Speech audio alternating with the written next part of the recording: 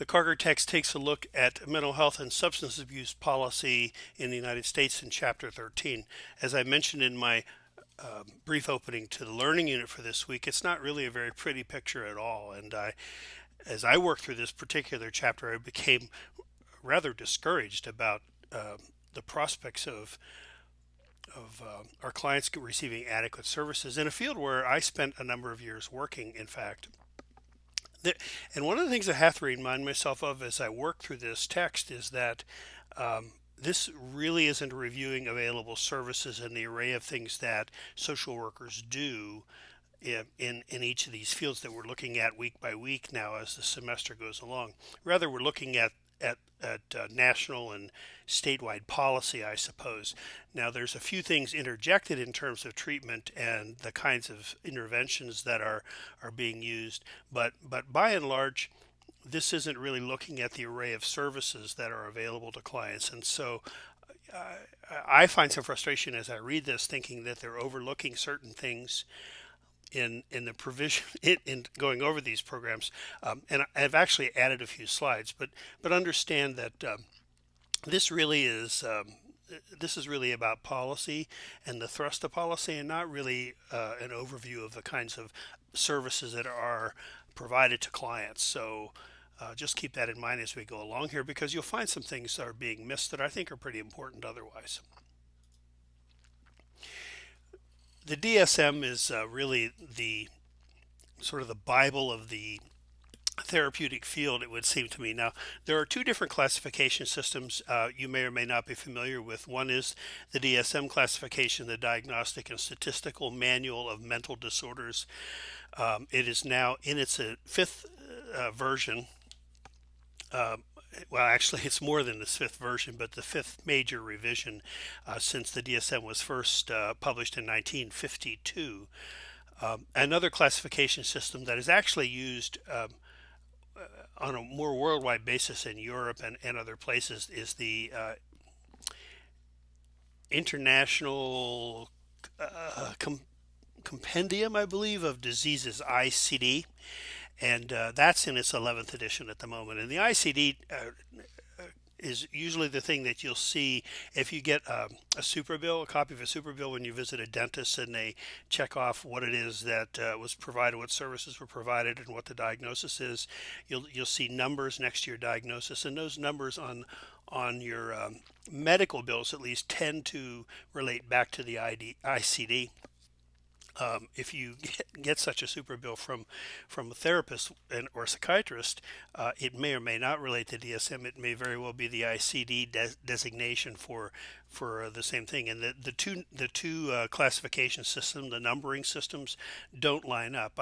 I understand that as time has gone on, there has been efforts made, particularly I think the DSM-5. The intention was to line that up much more closely with the ICD, but as I'm going to mention here in a moment, there's a lot of controversy while the DSM-5 was being developed, and I don't think it ever really, well, they haven't done that. And so anyway, just be aware of the fact that you'll sometimes see ICD designations and DSM designations. Now, the ICD, as compared to the DSM, covers all medical conditions, so it isn't just psychiatric mental disorders or anything like that. The mental disorders were added to the ICD. I don't know, some decades ago.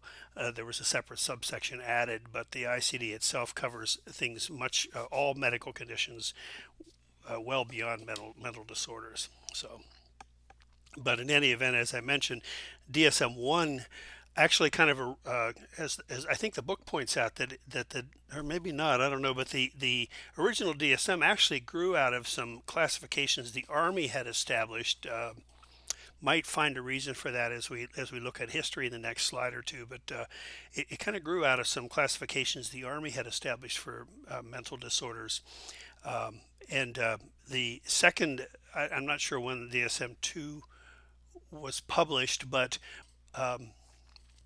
there were 83 diagnoses in DSM-2. Talked a lot about neuroses and things like this, very, very Freudian in sort of its perspective. When the DSM-3 came out in 1980, everybody hailed it as sort of the modernization of psychiatric diagnosing and those kinds of things. And that was in, I think, 1980. And the interesting thing is the number of diagnoses, while moving away from Freudian, the more Freudian kinds of descriptions of things, um, the number of diagnoses increased from 83 to 265 different diagnoses. And DSM-4 came out in 1994, added another 60 some diagnoses, and then a revision to the DSM-4. They called it a text revision, but uh, according to the textbook at least, added another 70 or so diagnoses. It's really hard to pin down. I looked up. I tried to find a place where the DSM-5 is, how many diagnoses are in the DSM-5, and what I keep seeing is it's really hard to pin that down to a number, and it's just to compare it to the other editions. So with the DSM-5 kind of redesigned some of the classification systems. That it took out the multi-axial methods of diagnosis, where in previous versions of the DSM there were 5 different axes. One was for the psychiatric disturbances. Axis 2 was mental disorder, or I'm sorry, personality disorders, and there was an axis 3, I believe, was for physical disorders, and then 4 and 5. 5 was a global scale for the global assessment of functioning.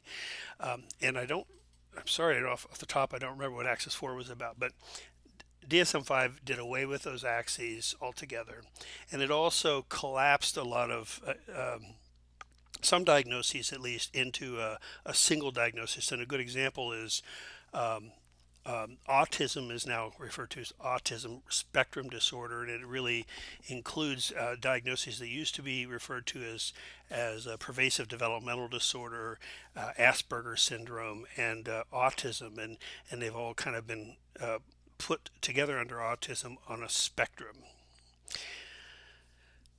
For what it's worth, anyway, there's been some change about this, but just suffice to say that the DSM has come under a lot of criticism over the years through all of this, and it is generally, the editions are developed by a team of psychiatric experts, theoretically from around the world, who meet and kind of review what's going on, I guess, and what the advancement of knowledge and what research says and those kinds of things, and then revises these descriptions of behaviors associated with diagnoses based upon all of that.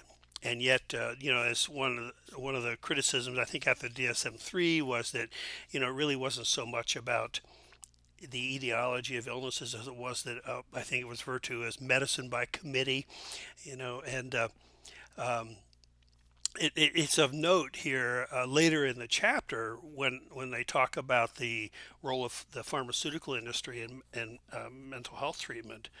It's of note that more than half, or around half of the persons involved in the drafting of the DSM-5 reported significant amounts of income from drug companies.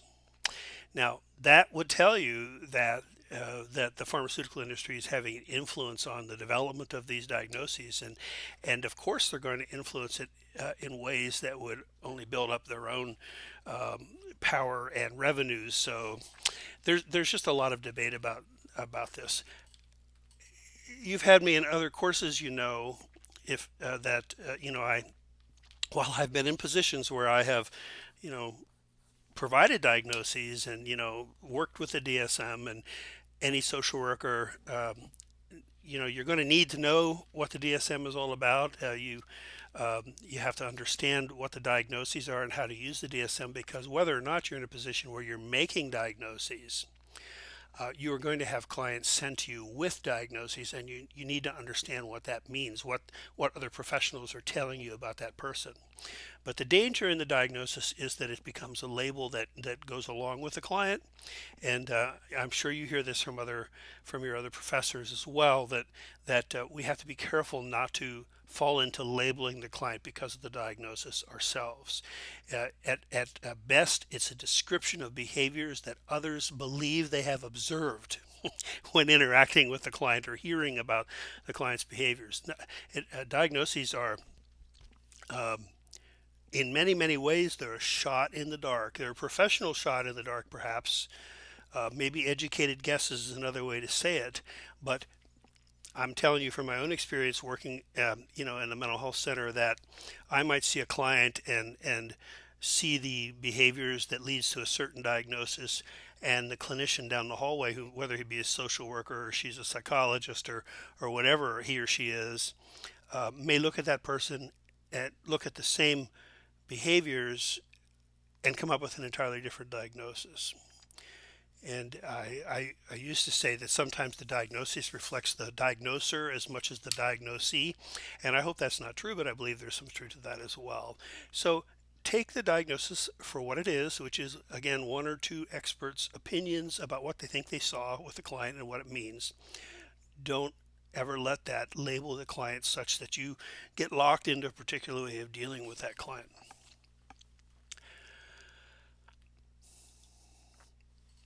There have, been a lot of challenges to just the whole concept of mental illness itself. Again, this is something you may have heard before, but Thomas Zaz, for instance, in The Myth of Mental Illness, wrote about how mental illness was neither a mental nor an illness. That he said what it was is the taking of a person's problem behaviors and making it into a medical issue. That instead of looking at it from that perspective, he believed that we needed to focus more upon the behavior and forget about all this stuff about illness and mental, and just focus on changing the behavior. That it's a myth used to disguise moral conflicts, he said. Goffman, the famous sociologist, said that he believed mental illness was another example of how society labels and controls people who are nonconformists. That's of interest because that means that the persons that are the powerful persons, the elite, so to speak, are the ones who decide what is normal and what isn't. We know that, and what we have to conform to and what we don't have to conform to as well. And so you get into a whole thing about the power structure in society, and the control by elite, and who it impacts the most. And that's something that's really worth a lot of deep thought and probably a whole semester of study, and then some. Behavioral psychologists challenge psychiatry's fundamental reliance upon unobservable phenomena. Behaviorists, of course, talk about what you observe and changing what you observe. Behavioral psychologists, behaviorists say that if you change the behavior, emotions will follow. Other individuals with other persuasions believe that you have to change the emotion to get the behavior to change. So there's a conflict there as well. Gay rights activists long criticized the diagnostic classifications in the DSMs. DSM 1 and 2 classified homosexuality as a disorder. I think one of them described that it grew out of a fear of the opposite sex, something along those lines. And in any event, when the DSM-3 came out, was published, that was one of the things that was hailed as it's kind of a new day, a new age, is that homosexuality was taken out of the list of disorders in that particular publication. And you may have studied out of Eileen Gambrell's text with me or with another instructor. She's certainly not the only author out there in the field who mentions this. Many other authors do, but Gambrell certainly talked over and over again about the biomedicalization of individuals' problems. That we take behaviors that are troubling and somehow they become something which falls into the domain of the medical experts and the psychiatric experts. And there are a lot of political reasons for that, she maintained, and I would also agree with. There are a lot of political reasons for that don't really have much of anything to do with what's best for the client. So the reliability of the diagnostic process itself, how it happens, is even often criticized as well. And I was just telling you about my own doubts about the validity of a particular diagnosis. And there's an article that, again, you have probably read by now. If you haven't, you should get on the web and look it up. Rosenhan's article on being sane in insane places, which is just a glorious illustration of of why we need to be very careful about mental health diagnoses. He looks at patients in a psychiatric hospital, and um,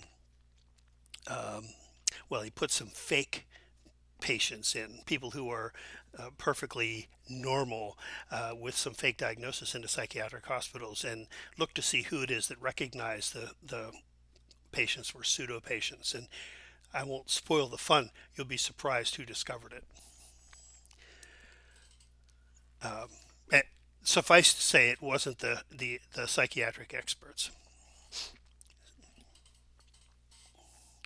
I'm sorry, it wasn't the International Compendium, it was International Classification of Diseases. I knew it was somewhere in one of these slides, the ICD. It's in its 11th version, came out in June of 2018. How we view the mentally ill, how we find it best to address the problem has changed over the years. Just looking back in American history, not going back any further than that, the mentally ill were not productive economically. That was, of course, in America. That's always been one of those big deals, whether or not you're working and contributing to the economy. And the mentally ill were put into almshouses or workhouses, depending upon the particular community, because they weren't being cared for. And the conditions in those homes, mind you, children were also put in these things, dependent children. But the conditions of those homes were such that they were just deplorable in many cases. And Dorothea Dix was famous for campaigning for getting Congress to fund more humane treatment of the mentally ill. Congress finally came around, and both houses passed a bill called the 10 Million Acre Act, which was to take the proceeds from the sale of 10 million acres of foreign land to finance a system of asylums across the nation, not foreign land, federal lands, to finance the establishment of asylums across the nation that were specifically focused upon treatment of mentally ill. That was passed. She was successful, and then President Pierce, Franklin Pierce, vetoed it in 1854 in his belief, and it was really the popular belief in the days that the federal government had no role in providing social services, and that it really was the domain of the states to tend to the needs of the mentally ill in those states. During the progressive era in the first half of the 1900s, or the first couple decades actually of the 1900s, a movement that was popular all around the world was the Eugenics Movement. This was the idea that that we would help. This is the Darwinian theory coming into play here. That we would help the human race if we weeded out the weak among us. Basically, we would strengthen the race itself and its viability, and the mentally impaired came under the rubric of weaknesses, and the eugenics movement really had a belief that mental illness came from hereditary deficiencies, and that the answer to that, to keep it from occurring again and again in our society, was to provide sterilization. And the Supreme Court actually, in a 1927 decision, Buck versus Bell, upheld the the constitutionality of involuntary sterilization in these cases, and as many as 65,000 Americans were involuntarily sterilized for this reason during that time. Of course, you may know the eugenics movement was really the basis for Adolf Hitler's extermination of the Jews, and the Jews were just the beginning of his creation of the master race.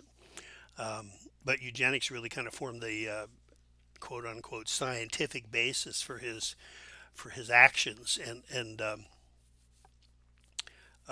so it became a little less popular after it was recognized, I think, how easy it was to misuse that theory.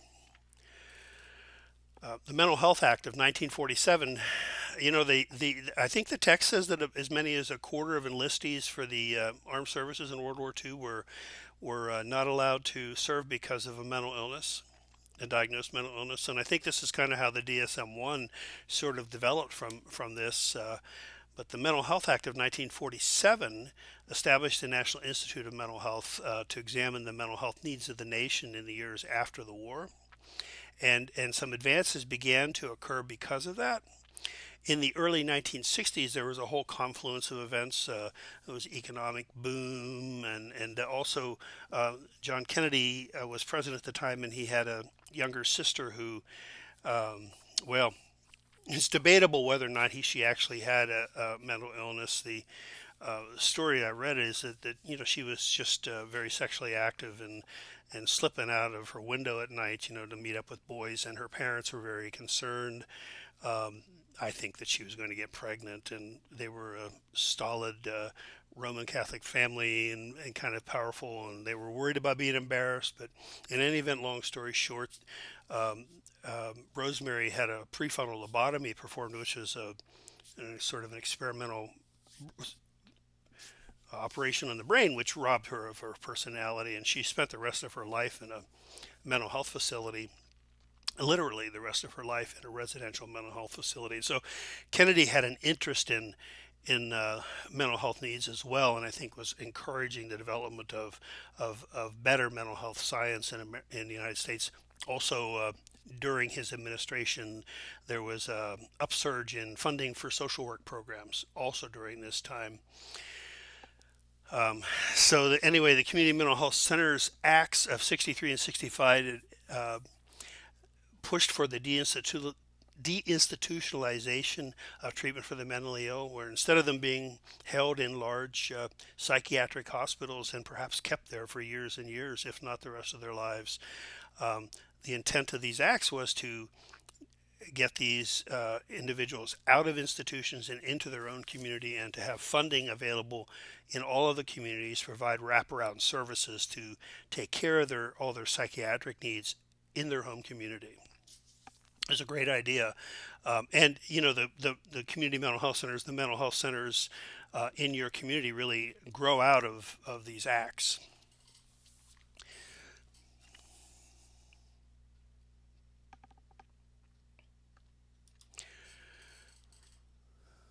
So one of the things that these mental health acts did was to get the government involved, and as well as local communities involved in the treatment of the mentally ill, so that the states pretty much had kind of a monopoly ever since I guess, well, even before, but certainly since the Pierce veto of the 10 Million Acre Act, and from state to state, the services, as is the case with our public assistance programs as well, it's varied from state to state as to uh, how uh, how how good the services were.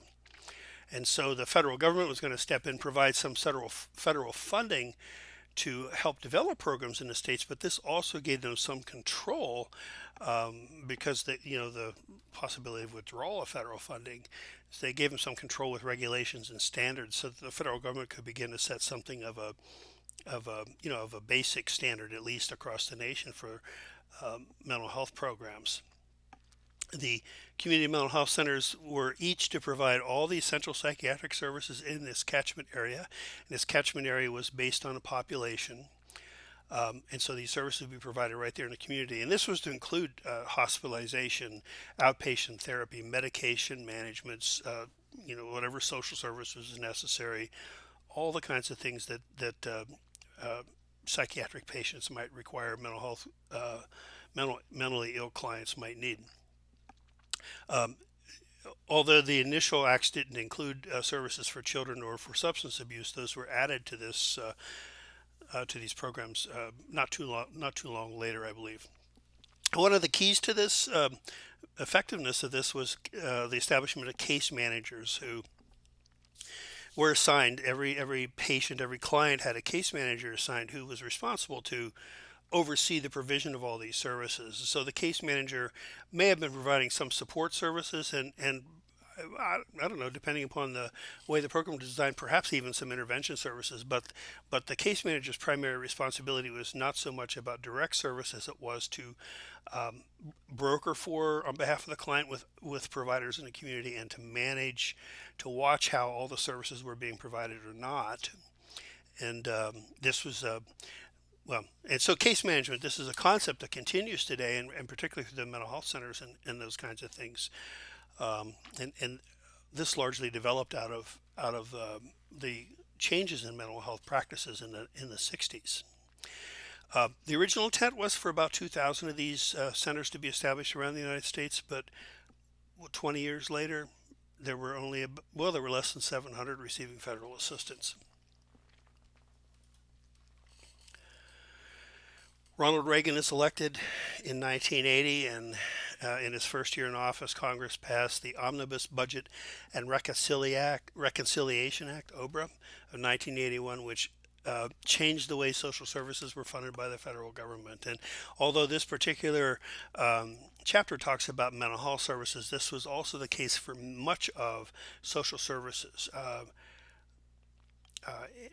I don't believe the AFTC program fell under this, but most of the public assistance programs didn't fall under this, but the social service programs did, and in the case of the mental health services, all the mental health funding were collapsed into block grants that just, rather than being sent out program by program with federal requirements about what the states were to do with the money, the states were just awarded X amount of dollars to provide services as they saw fit. And I think the states were required to have some matching funds. I don't know what it was, a 75-25 or something like that. I don't know. But in any event, what it did is it really returned control of mental health services to the state. It got the federal government out of it altogether. And so suddenly the mental health centers that were established weren't receiving federal funding anymore and became very dependent upon their state legislatures for continued existence. And at the same time, this deinstitutionalization movement, which was, by now about 20 years old, I mean, if not older, was continuing. And the states were only too happy to close those hospitals because they were expensive to maintain, and there were a lot of issues associated with those hospitals. And so the deinstitutionalization movement gave the states a great opportunity to cut back on their funding for services. And I don't think that translated into that money just being directly transferred to the communities at all. So likely the CMHCs were seeing less money coming from the state as well, as they might have gotten anyway. So more and more and more, the mental health, and this has continued, by the way, over the years. I know the years that I worked in mental health in Kenai, that the share of the state's money coming into to the agency to help was being cut back more and more and more. The state grants that we applied for, to the point where the mental health centers now become pretty much reliant on billings for insurance companies, private insurance and Medicaid. And interestingly, one of the things that the reliance on in private insurance developed in a lot of these mental health centers was that they began to treat, because they offered a sliding scale based on income, oftentimes they began to treat individuals who were not severely mentally ill, but who had life problems of one nature or another.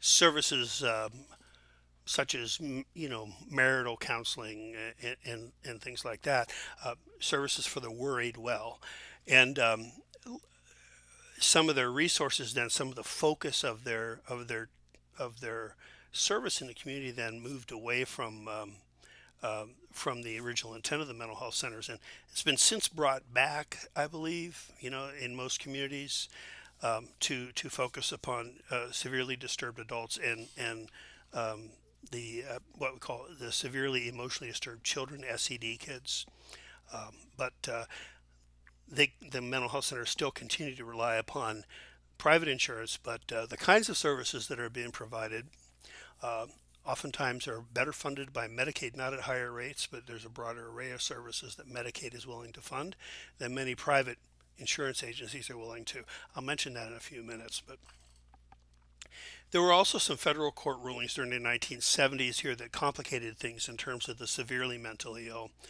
And this is the severely mentally ill, the chronically mentally ill, are the client population that the text is focusing upon. I still believe that the text is missing a few pieces, but maybe because it's about policy and not about social services. But in any event, 1971, the Supreme Court issued a ruling that required the states to provide treatment to patients involuntarily committed to hospitals. They couldn't just house people in hospitals, they had to provide a treatment for them.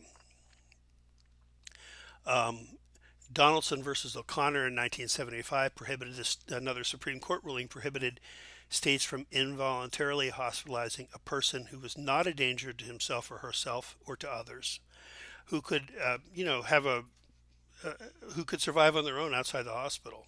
That's a pretty broad definition, and um, this is where a lot of our a large portion, I think, of the homeless population today comes from out of this particular ruling. Not all homeless are mentally ill, but a large segment of them are. And then 1978 ruling Holderman versus Pennhurst, which actually was, I think, a, a circuit court ruling, established the patient's right to treatment in the least restrictive environment. And so the upshot of this is that it was no longer, it was not possible for psychiatric professionals to put somebody in a hospital and leave them there. And there are positives about that, certainly. I mean, there are certainly positives about that when you think about it in terms of human rights, but you also have to look at what's going on with the funding while all these changes are occurring, because the funding isn't being put into the communities, because now again we've deinstitutionalized anyway. The funding is not being put into the communities to provide adequate services for these individuals. And one psychiatrist from Harvard, a professor at Harvard, who's quoted in the text, said that the Donaldson ruling being the one that said that you couldn't hospitalize somebody who could exist on their own and wouldn't be a danger to self or others. The upshot of that was the bag lady, he said. It's the good image of the result of that. That in the name of enhancing the human rights of people with mental illness, but with no corresponding improvement in services, they offered those people nothing more than the right to be insane. An advocacy group for the mentally ill, the National Alliance for the Mentally Ill, NAMI, established itself in the late 70s.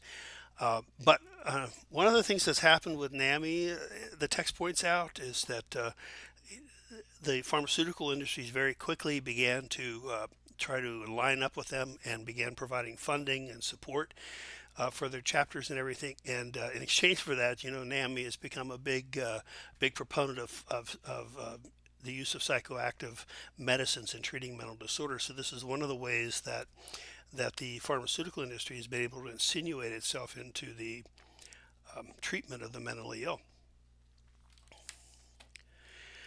So these court rulings that we talked about mandate treatment, but largely for short periods, because you can't hold them if they're no longer a danger to self or others. So in Alaska, it's just, if a person is a danger to self or others and is mentally ill, you have to have those two provisions. They can be committed to the state institution is Alaska Psychiatric Hospital, API. They can be committed to API for up to 72 hours. If at the end, involuntarily committed for up to 72 hours. If at the end of that period of time, the individuals who are at that hospital, the psychiatrists and social workers, whoever is making, doing the assessments and everything, if they believe the person stabilized, if they can't establish that person continues to be a danger to self or others, that person has to be released. And if they're going to retain that person in the hospital, they have to go to court. API staff go to court and ask the judge for a decision to keep them on board. By the way, the initial commitment, the involuntary commitment for the 72 hours, also has to have the court's approval, has to have a judge's approval. So it isn't something that anybody does on their own. So if you're working emergency services for the mental health center, and you get called out to the hospital to assess somebody, as an MSW, I think the statutes read an MSW with substantial experience has the authority to request a volunteer and to do an involuntary commitment. Now, anybody can request, I believe individuals can request involuntary commitments of their family members as well, but I think it's a much more complicated process than that. Not all states grant MSWs the commitment privileges, by the way. That's something that reflects the relatively lower amount of professionals in community in Alaska. So you have these short-term commitments then, and if the person is stabilized after 72 hours, and oftentimes they are because of medications that are being prescribed, they're going to be released. Whether, well, it's often very controversial, but to be released and back into the community, and um, theoretically with follow-up services, the hospital, the API, for instance, will contact the local mental health center, and services are to be provided, but those are all on a voluntary basis. And if the patient refuses the services, there's nothing really the mental health center can do. If the patient comes off the medication, falls off the medication, they're probably going to decompensate, and that's where this thing about the revolving door begins, as they get admitted again and discharged again, and on and on and on. It's not help. It's not treatment. It's barely stabilization. So what happens a lot of times is the mentally ill will, whether they're homeless or not, and the homeless mentally ill are in particular are vulnerable to this, but oftentimes the law enforcement is called to address whatever problems might be created because of that person's presence in the community. Whether they're actually acting out or whether they seem to represent a threat to individuals, law enforcement will be called, and um, you know with all due respect for law enforcement, again, I want to stress that I support law enforcement's engagement in the community, but law enforcement officers often are undertrained in terms of mental illness and the kinds of things that are presented, and also how to manage interactions with the mentally ill. And you hear about stories sometimes. I think the text mentions Albuquerque, and there have been other places where the mentally ill are killed in the interaction because law enforcement didn't understand what they were seeing. Um, According to the National Association for the Mentally Ill, 2 million people with mental illness are booked into jails each year. And then when they're incarcerated, the correction officers also have some training, but are not really adequately trained to manage those individuals. And um, as the text quotes, the text I quote here says the number of mentally ill miscreants grew. The local jail replaced mental health clinics as a source of care. Some years ago, there was a woman in Anchorage, and I tried to find the article, and I just probably wasn't using the right words, but her son, who was a young adult, I believe committed suicide, and I will say I think he was free at the time, but he had been admitted to API and released, admitted to API released. He wouldn't stay on his medications. Nobody could force him to. He wound up getting arrested, and while he was in jail, um, they managed to make sure that he took his medication every day, and he stabilized, and he looked so much better. He was doing so much better, and the woman's subsequently he committed suicide, and I believe he had been released and went off his medication again, but I'm not positive of that. But the article said, my son had this mental illness, and the only place he really got the help he needed was in jail. It was a sad statement, but certainly from reading his story, I could understand that. Some of you may be able to find that story. I just couldn't find it on the web. This is probably, yeah, I would guess probably somewhere around 2013, 2014.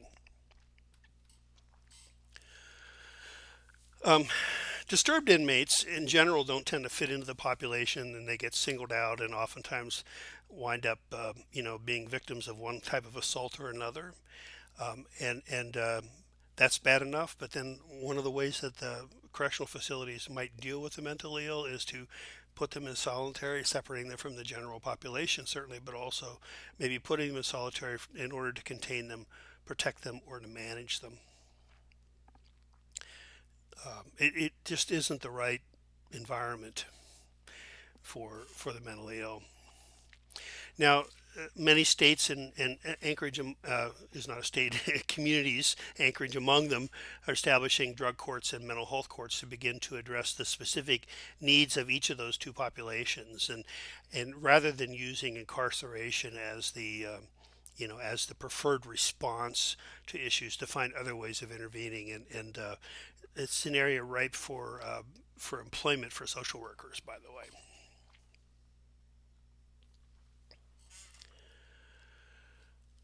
Um, in case you don't know, Dr. Kathy Traver, of the School of Social Work, was very instrumental in the early days in the development of the mental health court in Anchorage, and is somebody you might want to talk to if you're interested in that service and in that topic. So, increasingly, any kind of acting out behaviors, emotional, behavioral, whatever it might be, are being classified as mental illness. And this is something that's really been developing for the last 50, 60 years or more. And in the mental health field, in the psychiatric field, more and more and more, you find very, very few patients that don't have some sort of prescription. Psychopharmacology has become the preferred intervention in the treatment of emotional and behavioral disorders. Again, you know, it's the biomedicalization of behavioral and social disturbances. And this is really the thing not only Eileen Gamrell and other more recent authors talk about, it's what Thomas Zaz wrote about in the 1960s. Neither mental nor an illness, he said. But now in America, there's a pill for everything. The text points out, by the way, that other nations had kind of dabbled in the possibility of kind of using this psychopharmacological preference for treatment, and all of them kind of left it. And it's interesting, they mentioned Finland as one of those nations, and it was my Finnish exchange student, in fact, who commented to me one time while watching television with me, as one ad for one medication after another came up, that he was just marveling at how we had a pill for everything in America, and it's not something he was used to seeing anywhere. Um, this, in part, this comes out of the whole managed care philosophy, which is, to kind of put a limit on.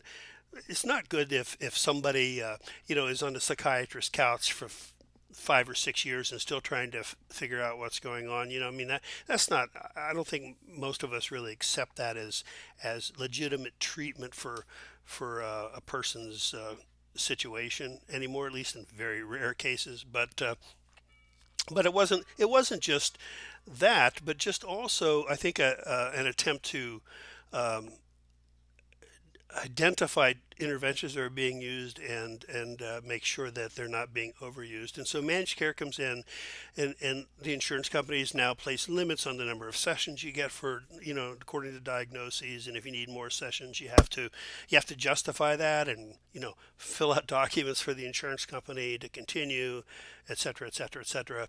And that's true for psychiatrists, it's true for psychologists, true for social workers and mental health. And so um, out of this came a push for brief treatment and short-term interventions, that type of thing. And so part and parcel to that is prescribing pills, getting something to help somebody begin to function better. Maybe as an adjunct to therapy. And as an adjunct to therapy, that might be an effective way to go about things, because the therapist, the intervener, can continue to watch how things are going, and maybe help the patient get weaned off of the medication over time and everything. What's happened is that the therapy part has also been kind of shoved aside in many respects now. And so what you have is people going in to see the psychiatrist. They get 15 minutes, and the psychiatrist goes over the symptoms and side effects and how things are going, and writes a prescription to continue medication, adjusted up or down. They're not providing therapy. And if there's any therapy being provided at the mental health center, um, or other locations, well, it's not always there anymore. It's just not always there. It might be for many patients, but not for all by any stretch of the imagination. And so, as the text points out, American psychiatry uh, by some estimates, have become a virtual subsidiary of big pharma, relying on medications, many of which have very dubious effectiveness. And the text points out that many of the studies that support the effectiveness of the medications have actually been commissioned by the drug companies producing the medication themselves. In the 70s, or the I guess it was probably more the 80s, the 90s, when HMOs became very popular, was also discovered that some of the HMOs were owned by pharmaceutical companies, and the pharmaceutical companies were selecting doctors who had been successfully marketed and who would, they were pretty sure, would write prescriptions for their medications. Um, yeah, it's a pretty sad situation, I think, and very disturbing. When you think about how the pharmaceutical industry and the medical industry and the psychiatric industry have allowed themselves to become so enmeshed, and in some respects with the insurance agent companies as well. Um, if this sounds a little paranoid, forgive me. I think many people would support this notion, and certainly Karger and Stoss believe this is the case as well. I do endorse that perspective. What we can do about it is another question, but it's there, and we need to be aware of this. Aside from the question about effectiveness of medications, are the issues about side effects, and that's another thing that we're going to be looking at here in a second. Um, well, children, and this is where we're looking at. Some of the medications that are being prescribed for children are being prescribed what they say is off-label. Um, the medications haven't, all these medications, many of these medications have not been approved by the FDA for children, maybe not even been tested, and so they're being prescribed in smaller doses, or something along those lines. And um, well, okay, one common prescription, if you've worked with kids, is Ritalin, um, it's just an interesting thing. I had a foster child. It was a boy that years ago, when I was still back in Florida, I was considering adopting. I had my oldest boy with me, and he had attention deficit hyperactivity disorder, the younger boy, and long story short, I just wasn't able to manage as a single dad to have both those boys.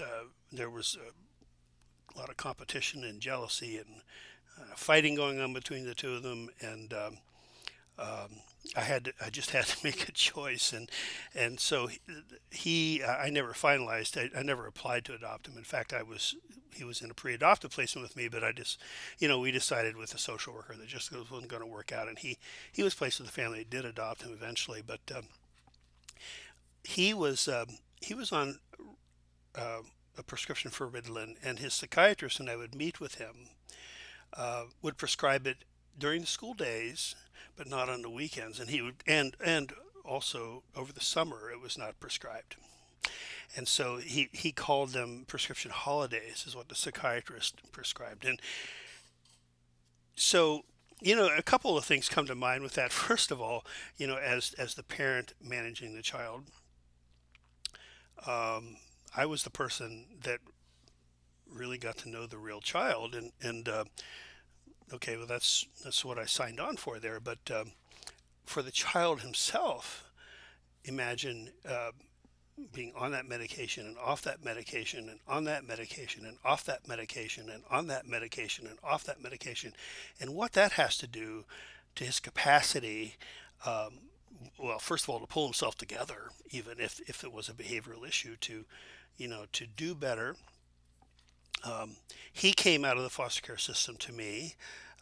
We, as this slide points out, the children in the foster care system are 4 times more likely, according to one study, to be prescribed medications. And um, the teacher, shortly after he moved in with me, his teacher called me. He was in 5th grade, as I recall, maybe fourth, and asked me not to have his medication stopped or reduced, that she needed him on that medication for class. And it just became apparent to me that the medication was really more, um, for the school system to be able to manage him than it was for him to get better. And I wonder, it just leaves me wondering how much we do that for children, because, well, the text says that, you find kids as young as 2 being prescribed Ritalin. There are other medications. I think it mentions even for children that aren't even a year old yet, where psychoactive medications are being prescribed for children. What on earth are we doing? What is going on with this, and then you look at, well, now there's these antipsychotic, what do they call them? Atypical antipsychotic medications, the newer antipsychotics, and Risperdal is one of them that's prescribed now for ADHD. Again, it's been approved for autism spectrum disorder, I think, but for children, but it has not been approved for ADHD. It's been prescribed off-label, and there are the side effects here: weight gain, muscular tics, which are described as permanent, and in some cases, there have been instances of breast development in boys taking Risperdal. Um,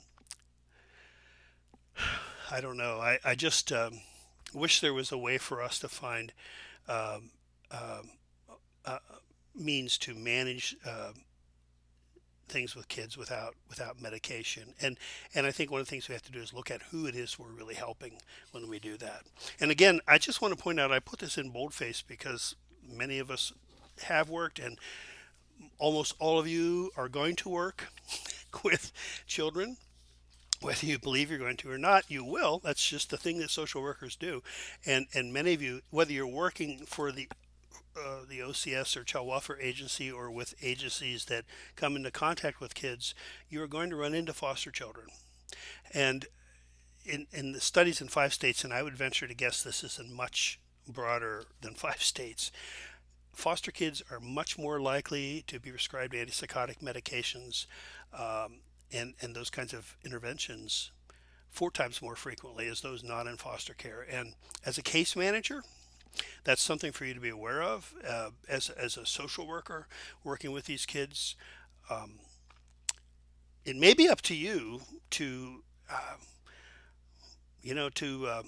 protect these children under your care, to um, from inappropriate prescriptions. Now, one of the things that even in the course last semester, where we really didn't look at I'm sorry, it was the individual services practice course last semester. The text really didn't go into specific fields, so to say, like mental health and substance abuse and all that. But whenever the discussion comes up about mental health treatment, it seems to focus so much upon hospitalization and medication. And for those of you that work in the community mental health centers, I hope that you come to see, or you do see, that a much more vital part of that service or the outreach programs that these mental health centers have been providing and continue to provide in the communities, to the chronically mentally ill. Now, this is the case management part of the wraparound services. This comes out of the mental health center, and those services, in Kenai, it was called the Community Outreach Program, COP, but it's got varying names. I'm sure Homer's got that service going. I know Anchorage did, at least the last I heard, and I'm sure it's still going on. And the larger communities certainly have outreach to the mentally ill, to the severely mentally ill. So these oops, these clients, these patients, then have somebody that comes to their door. They can work with individuals in their own homes, in group settings, all sorts of different kinds of living situations, and they get them out into groups together. They get them out, help them shop, make sure they get to their doctor's appointments, talk to them, provide support, give support to the families, on and on and on and on. And so this outreach program is something that's very important. And when I think about services to the mentally ill, frankly, my thoughts about hospitalization kind of fall into the background, because that's so little of what that's just one piece of what we do, or what the mental health centers do, rather, for the mentally ill. So keep this in mind. And the same for children. Now, as I mentioned here, there are positives and negatives to the kinds of services that are provided. And I'll give you an example of this. The um, now traditional therapy services, let's say for a severely mentally ill adult, usually are not indicated. I mean, the kinds of things that happens in sort of talk therapy isn't so beneficial. Although I think there have been some studies that said it is more than we think. But in any event, that you tend to lean more towards case management interventions, those kind of social skills kind of interventions with the adults, and to a certain extent with the children as well. But if an SCD child is seen in say an individual therapy session, Medicaid might reimburse the agency, the mental health agency, I don't know, $80 an hour, whatever the rate is now. I'm not really sure. If that same child, though, is put in a group of, say, a social skills building group, there may be 6 or 7 of them being seen in 1 hour. Not at $80 an hour, maybe $45 an hour for that kind of activity. But when you do the math, it's as far as the budget of the agency is concerned, it is more beneficial for those clients to be put into groups rather than seen individually. Now, not to knock that intervention, because as I said, with adults is very important and can be as well for kids. But the services that are being provided are not master's or doctor level therapists doing the services. They're generally bachelor's, sometimes associate's level case managers who are providing those services. And so you have a different service being provided to a broader array, bringing in more money into the mental health center. And I know that the clinic that I worked in, Kenai, under one director in particular, really began to lean heavily upon those social interventions and less upon the use of individual therapy. Strictly, I mean, saying very clearly it was because of the funds that are generated, and we're not talking about sitting around in groups, and processing things necessarily. We're talking about going to movies or, going to the park and those kinds of things, activity therapy kinds of things. And so that's why I say there are pluses and minuses to that. And frankly, private insurance companies a lot of times won't pay at all for those kinds of services, which could be not good. So, okay, off my soapbox there. A little bit of discussion about PTSD, and you're familiar with the diagnosis, and the text points out that there's a higher rate of diagnosis of PTSD and traumatic brain injury from the wars of the 1990s and since than there were previously. There were plenty of Vietnam vets also diagnosed with PTSD.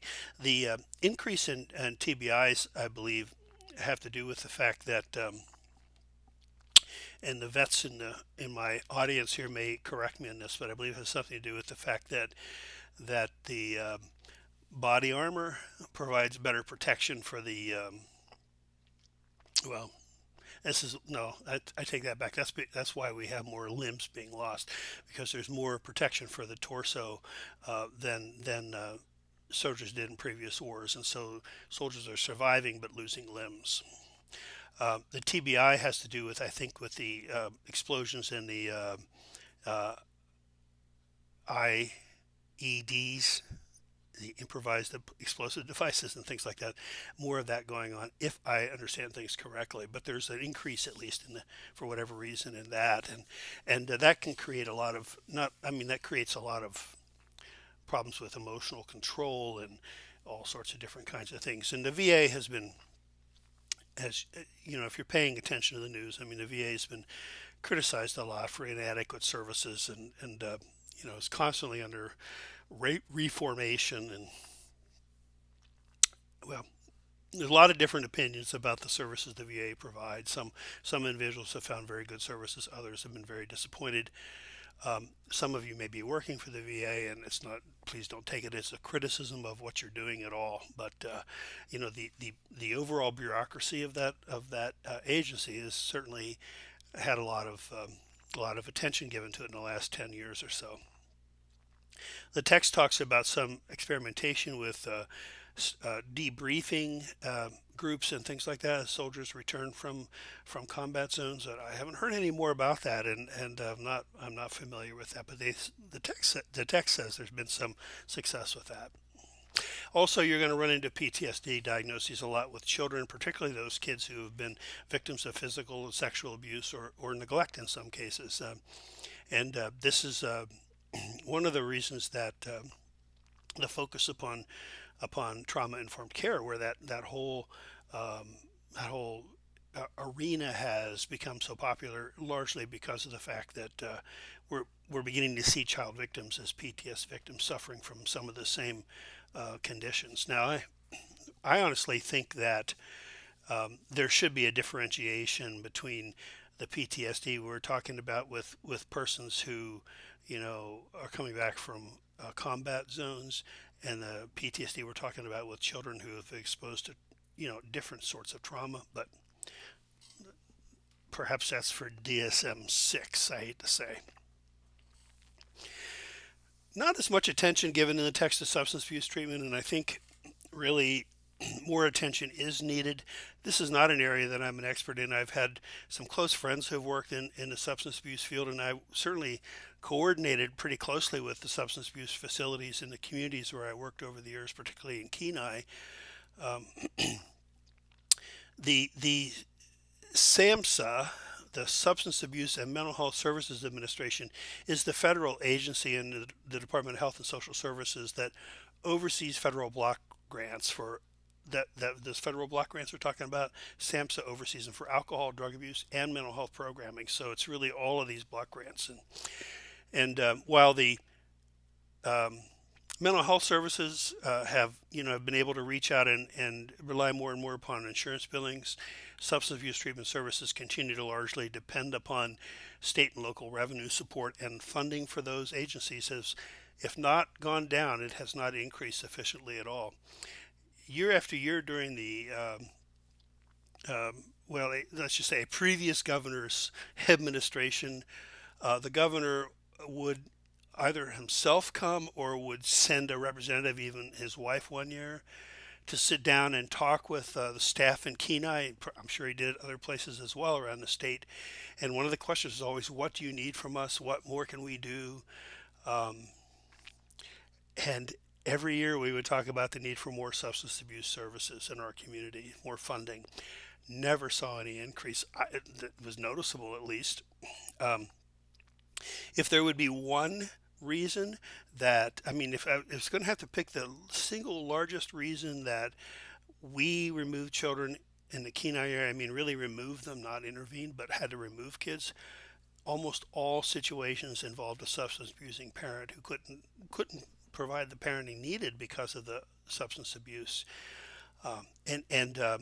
Without effective substance abuse that's quickly and readily available and available when needed, the odds of successful reunification are very slim.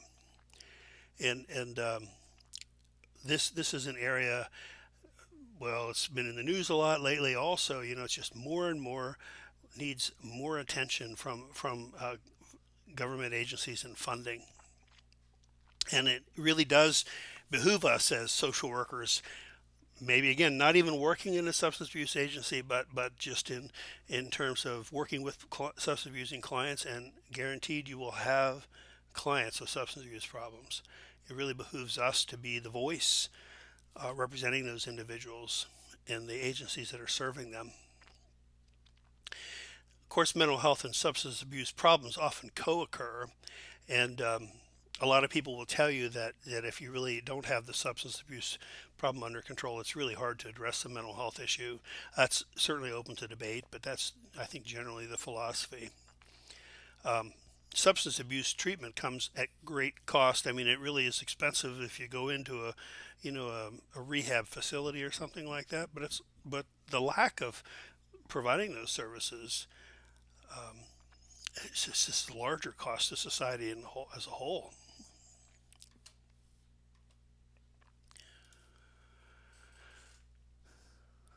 About a third of Americans consider themselves to be moderate to heavy users of alcohol, heavy drinkers. As many as 60 million Americans describe occasional binge drinking, and about 16 million are heavy drinkers. There are all sorts of social problems that come from alcohol use, as I'm sure you know, crime being one of them. It said that almost half of the convicted criminals used alcohol before committing the crime, and about two-thirds of the offenses against the public order are alcohol related. Highway accidents, there's always a high death toll of drunk driving.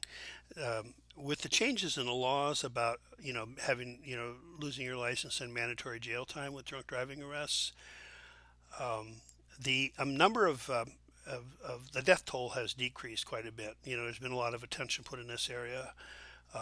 Still an issue, however. Another fetal alcohol spectrum disorder.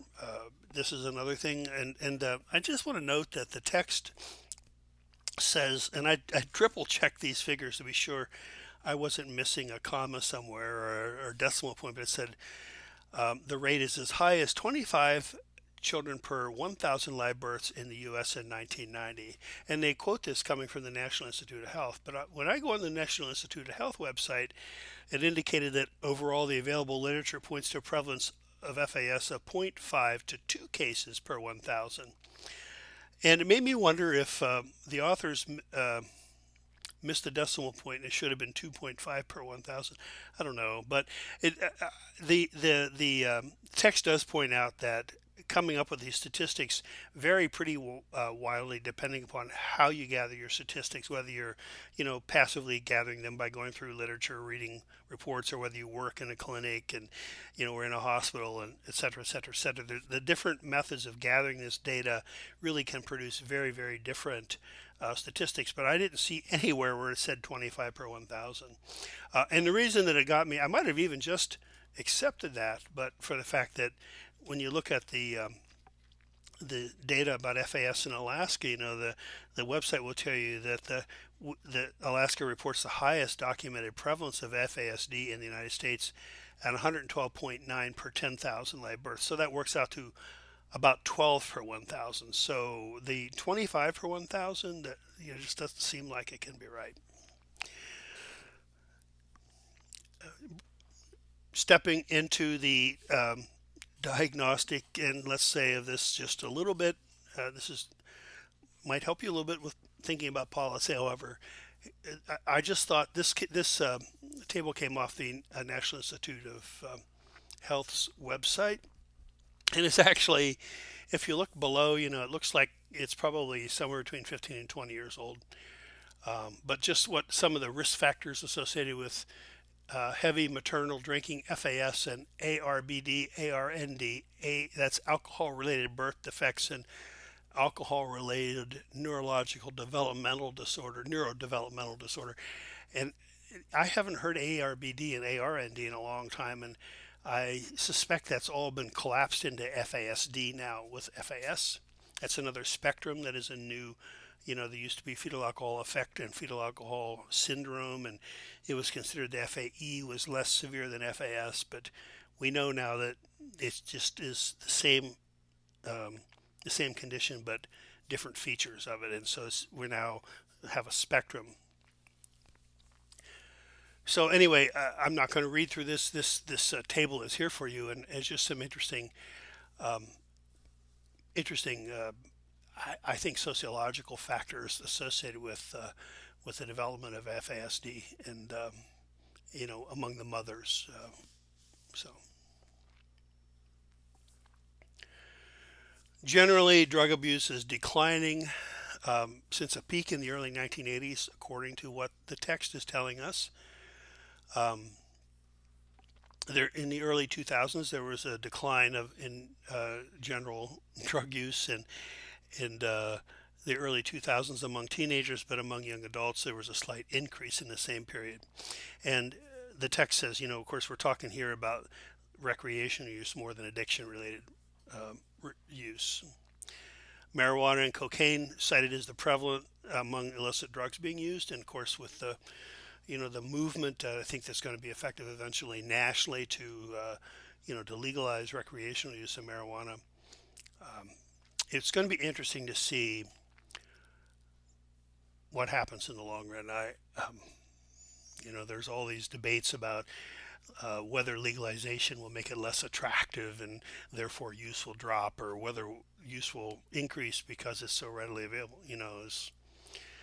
In Alaska seems to be on the cutting edge of that. It's so interesting in a state that is noted to be so politically conservative in so many ways.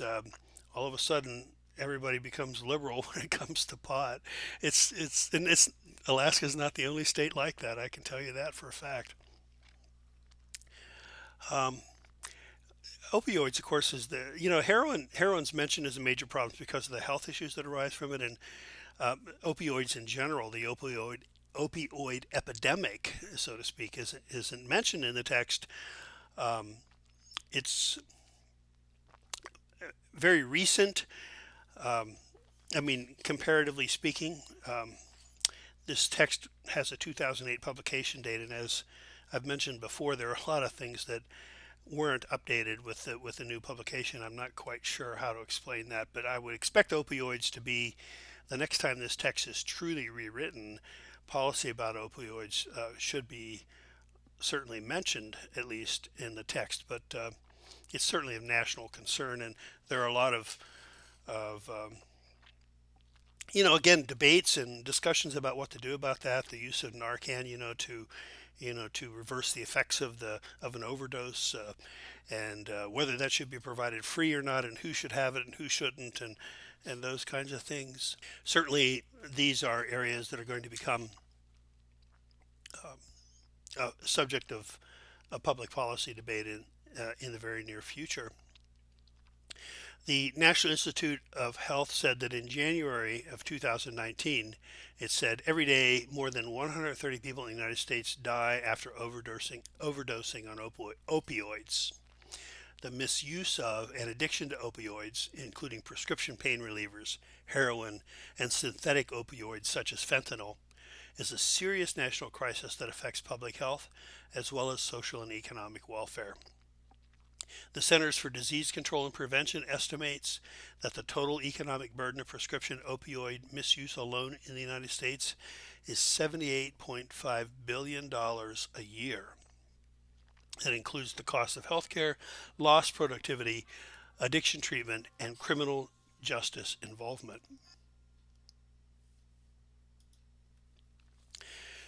When we talk about drug abuse, the federal response kind of is divided into one of two areas. Either it's the interdiction of the supply of those substances, or it's reducing the demand through education and treatment. And there's no question that interdiction um, is the primary focus since the war on drugs, really, of the 1980s, and Nancy Reagan's recommendation to just say no. 80% of federal drug funds are spent on interdiction, and this could be one of the reasons why substance abuse services are so poorly funded in our communities. If you need treatment, if you have insurance, usually you can get in the treatment pretty quickly. But if you don't have insurance, if you're a poor person, if you're self-pay, um, you know, you can't really get treatment very consistently or very quickly. And it said that in 2013, as many as 22.7 million Americans could not access substance abuse treatment they needed because of the lack of availability. So, where our policy disconnects and exist in these areas, and maybe where our focus needs to be in terms of advocacy or policy proposals for mental health would be: should the federal government accept responsibility for the condition of the mentally ill? Again, it's a question we raise. Or should we continue to allow the states to be responsible for it when they've really been unwilling to provide the resources that are needed for sufficient mental health services? Um, the problems of homelessness, which we're going to talk about in housing policy here in a few weeks, and substance abuse, which we're going to address again when it comes to the criminal justice system in a few weeks. These two areas really represent a lot of the untreated aftermath of the deinstitutionalization movement. So services aren't being provided adequately, and if they were, these two particular issues might become less prominent in our society. In terms of substance abuse treatment policy itself, should federal resources be focused on treatment and education or on the interdiction of supply? The war of drugs has been shown, I think it's pretty widely accepted, it's been shown to be ineffective in reducing the supply, and yet the underinvestment in treatment and education services that's resulted has done very little to resolve the issues about substance abuse in our communities and in the lives of many of us and our families. All right, that's all for this chapter. I think there's plenty to think about here, and I hope that you'll let me know if questions or need for discussion arise from this. Thanks.